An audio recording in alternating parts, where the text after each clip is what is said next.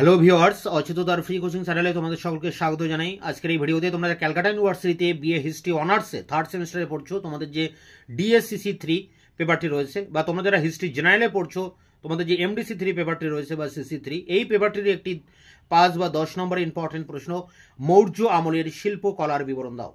এর উত্তর নিয়ে আলোচনা করছি এই ভিডিওতে। দেখো, উত্তরটি তোমরা যেভাবে লিখবে, প্রাচীন ভারতের শিল্পকলার ইতিহাসে মৌর্য যুগ একটি উল্লেখযোগ্য অধ্যায় ছিল।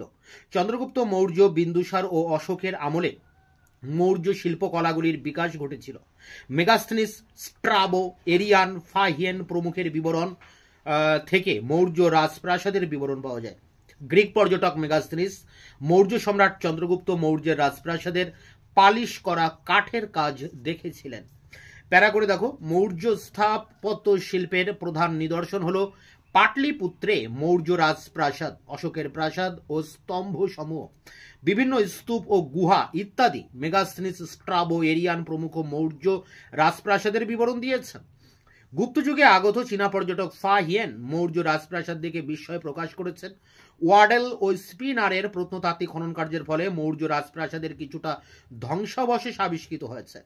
এই ধ্বংসাবশেষের চিহ্ন থেকে অনেকে অনুমান করেন যে চন্দ্রগুপ্ত মৌর্যের রাজপ্রাসাদটি পরবর্তীকালে বিন্দুসার ও অশোক কিছুটা পরিবর্তন ও পরিবর্ধন করেছিলেন।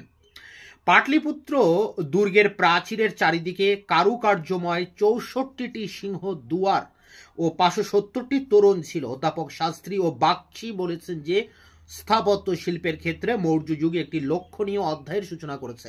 ডিডি কোশাম্বি বলেছেন যে সিন্ধু সভ্যতার স্থাপত্য থাকা সত্ত্বেও ভারতীয় স্থাপত্য ও শিল্প মূলত অশোকের সময় থেকে শুরু হয়েছিল।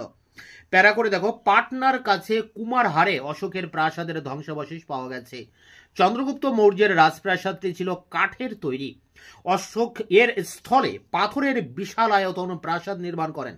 ডক্টর রমেশচন্দ্র মজুমদার মনে করেন যে অশোকের সময় থেকেই ভারতীয় স্থাপত্য ও ভাস্কর্য শিল্পে পাথরের ব্যবহার শুরু হয়েছিল।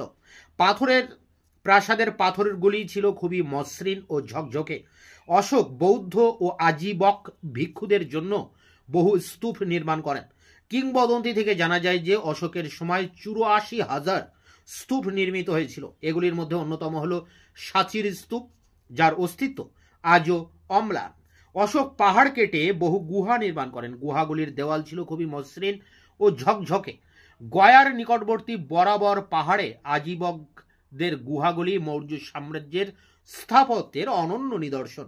পাটনার নিকট কুমারহারে 80টি স্তম্ভযুক্ত একটি হলঘর পাওয়া গেছে। এছাড়া এই সময় নির্মিত নাগার্জুন গুহা, দশরথ গুহা, সুদাম গুহা প্রভৃতি বিশেষভাবে উল্লেখযোগ্য। প্যারা করে, মৌর্য ভাস্কর্য শিল্পের মধ্যে বিভিন্ন স্তম্ভের শিখরে সিংহ, ষাঁড় বা অন্যান্য পশু মূর্তি ও কারুকার্য বিশেষভাবে উল্লেখযোগ্য। এই পশু মূর্তিগুলির নিখুঁত আকার ও মসৃণতা নিঃসন্দেহে প্রশংসার দাবি রাখে। মৌর্য ভাস্কর্য শিল্পের শ্রেষ্ঠত্ব সর্বাধিক প্রকাশ পেয়েছে অশোকের স্তম্ভগুলিতে। অধিকাংশ স্তম্ভের গায়ে লিপি খোদাই করা থাকত। স্তম্ভের দেওয়াল ছিল খুবই মসৃণ। স্তম্ভের শিখরে ঘণ্টার আকৃতি বিশিষ্ট চূড়া, ওল্টানো পদ্ম, সিংহমূর্তি বা অন্যান্য কারুকার্য থাকত।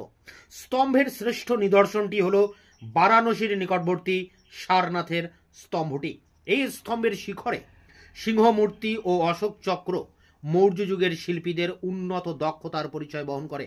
40 থেকে 50 ফুট উঁচু পাথরের স্তম্ভটি উপরের দিকে ক্রমশ সরু হয়ে গেছে এবং এর শীর্ষস্থানে অবস্থান করছে নিখুঁত সিংহমূর্তি। স্বাধীন ভারত সরকার এটিকে জাতীয় প্রতীক হিসাবে গ্রহণ করেছেন। ভিনসেন্ট স্মিথ বলেছেন যে প্রাচীন যুগের এই সুন্দর ভাস্কর্যের মতো বা এর চেয়ে সুন্দর ভাস্কর্য খুঁজে পাওয়া দুষ্কর। এই শিল্প সত্যি বিস্ময়কর। লোরিয়া, নন্দনগড় ও কোলহুয়ার স্তম্ভ আজও অক্ষত অবস্থায় টিকে আছে। লৌরিয়া নন্দনগড় স্তম্ভটির উচ্চতা 32 ফুট 2.5 ইঞ্চি। এর চূড়ায় আহাররত একটি সুন্দর রাজহংসের মূর্তি রয়েছে। অশোকের স্তম্ভগুলি সাঁচি, সারনাথ, এলাহাবাদ, নন্দনগড়, রুম্মিনদেই প্রভৃতি স্থানে পাওয়া গেছে। বেশ নগরের গরুড় স্তম্ভ ও ভারতের স্তম্ভ উল্লেখযোগ্য। এর পরের প্যারা, এটি শেষ প্যারা। পাটলিপুত্র ও অন্যান্য স্থানে প্রাপ্ত মৌর্য যুগের বিভিন্ন ধ্বংসাবশেষ থেকে কয়েকটি পাথরের মূর্তি পাওয়া গেছে। অর্থাৎ এই প্যারাতে আমরা ভাস্কর্য নিয়ে আলোচনা করব। জন মার্শাল প্রমুখ ইতিহাসবিদ এগুলিকে মৌর্য যুগের বলে মনে করেন। তাছাড়া মৌর্য যুগে বিভিন্ন ধরনের মৃৎশিল্প গড়ে উঠেছিল। এই যুগে তৈরি রূপ ও তামার মুদ্রাগুলি শিল্প নৈপুণ্যের সাক্ষ্য বহন করে। প্রাচীনকালের মৌর্য শিল্পকলা আজকের যুগের বিচারে সত্যিই বিস্ময়কর। এই শিল্পে বিভিন্ন বৈদেশিক প্রভাবের কথা বিভিন্ন পণ্ডিত বলে থাকেন। জন মার্শাল, শানহার্ট প্রমুখ মনে করেন যে পার্সিক ও গ্রিক প্রভাবের ফলেই মৌর্য শিল্পকলায় এই সৌন্দর্য ফুটে উঠেছিল। হ্যাভেল প্রমুখ মনে করেন যে মৌর্য স্থাপত্য ভাস্কর্যে অনার্য ও আর্য শিল্পরীতির সংমিশ্রণ ঘটেছিল। অধ্যাপক সরসী কুমার সরস্বতী বলেছেন যে হরপ্পার বৃষের ছাপযুক্ত শিলমোহর ও ধৌলির প্রস্তর খোদিত হস্তি মূর্তি ভারতীয় ঐতিহ্যের পরিচায়ক। এই ছিল মৌর্য যুগের শিল্পকলার উপরে কোশ্চেন অ্যান্সার। এটি সংগ্রহ করে পরীক্ষার প্রস্তুতি নাও। তোমাদের এই পেপারের সমস্ত প্রশ্নের উত্তর আমি চ্যানেলে আপলোড করে দিয়েছি। ভিডিও ডেসক্রিপশন বক্সে তার লিঙ্ক দেওয়া রয়েছে, তোমরা অ্যান্সারগুলো দেখে নেবে। দেখা হচ্ছে অন্য কোনো ভিডিওগুলো আসছে, ততক্ষণে চ্যানেলকে তোমরা সাবস্ক্রাইব করে রাখবে, বন্ধুদের কাছে শেয়ার করবে। ভিডিওটি ভালো লাগলে অবশ্যই একটা লাইক দেবে।